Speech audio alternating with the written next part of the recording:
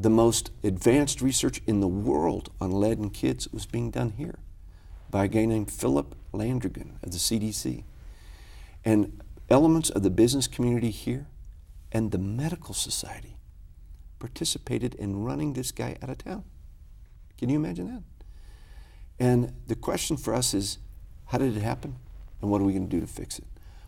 I think getting the political will to resolve the ASARCO issue is the bright line between El Paso's past, an industrial past, and in those early years it served us well. We were part of a mining boom that was going on all over northern Mexico and the west, and certainly we gained from that. But by the 70s we knew what the cost was, to that day when we defeated the permit and we defined the future. You can't be an 1800s industrial community and be a 21st century medical community. They don't mix. It doesn't, it's not, you can't be both. And so defeating that air permit and describing a future with clean air, with soil that wouldn't hurt kids, with a community that knew the cost of polluters in your community, with jobs that were defined around the industries of the future, not the polluters of the past, was the bright line in our town between the past and the future. And I think that was a great piece of work by a lot of people. I mean, there were, and I have to say the students at the community college and the students at UTEP were huge in the political will to change that, because it was they and their kids that were going to have to deal with the impact of those pollutants. They were saying, you may have not taken action in 1971, 72 when we knew this, but we now know it, and we don't want you doing this to us in the future. And when there were marches, or there was that famous iconic photograph of 3,200 people, all these people saying goodbye to ASARCO. By the way, we took that to put up in a billboard, so they'd be right across the street from the air agency. So when the commissioners drove to work that day, they go, wow, look, there's El Paso. They really don't want this permit, do they?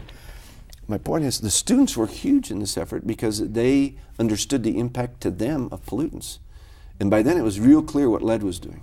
I think in our community's history, the enormously negative and harmful effects of lead were not genuinely understood until really a relatively recent time, say the year 2000 and forward. The scientists knew it. They knew it at UTEP. The biology folks knew it.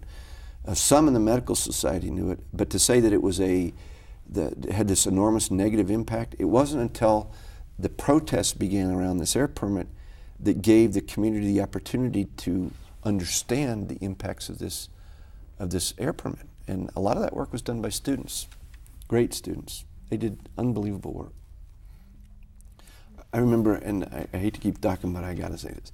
So there's a football game, and the students have created these placards.